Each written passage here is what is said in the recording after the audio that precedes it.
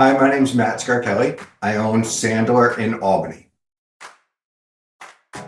Sandler is an international company. I own the Albany franchise, and we work with companies consulting and training in three different areas: sales, management, and customer service. That's what we do in a nutshell.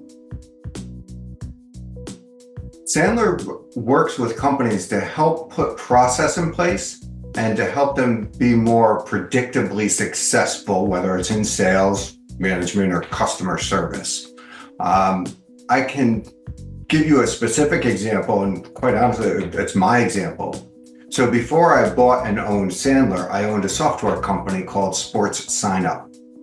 I hired Sandler to come in and train me and my sales team and my customer service team over the last 3 years of ownership of that company.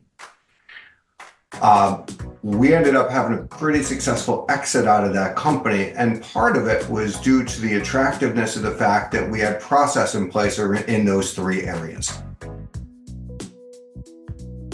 When Lorraine owned this business, Lorraine Ferguson was the previous owner of Sandler in Albany. She did a fantastic job at marketing Sandler as the sales training organization. Even today, 8 years later, after owning this, I find that people don't know that we offer customer service training or management training. And those are the areas of the business that are really starting to take off, because there's just not a lot in the Capital District to fill those holes. It's not something that I usually share, but like you said, I don't know. Sometimes I feel like I can and should, and sometimes I don't. So I can bet that most people in the Capital District are probably unaware that I'm a recovering alcoholic and have been clean and sober for 15 years. And over those 15 years, what I found, and probably the thing that's impacted me the most, is the ability to give people a second chance. People, if we're all judged by our worst character defect, I think we're probably all doomed. So I've taken that away from my recovery, is always give someone another opportunity. That's changed over time.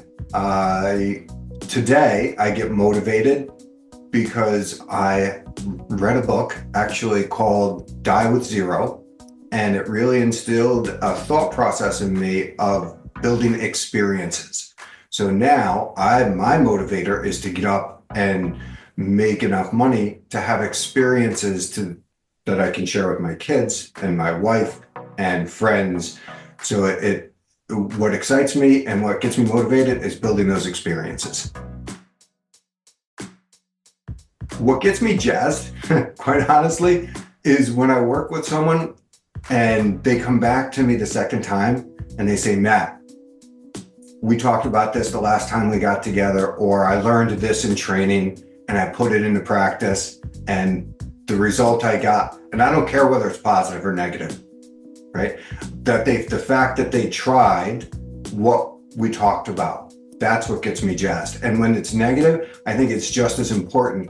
Nobody gets up and swings and hits a home run the first time they swing the bat. So the fact that people are trying, that's what motivates me. I love that. Yeah, so after we had the exit of Sports Signup, I had worked with Lorraine for 3+ years.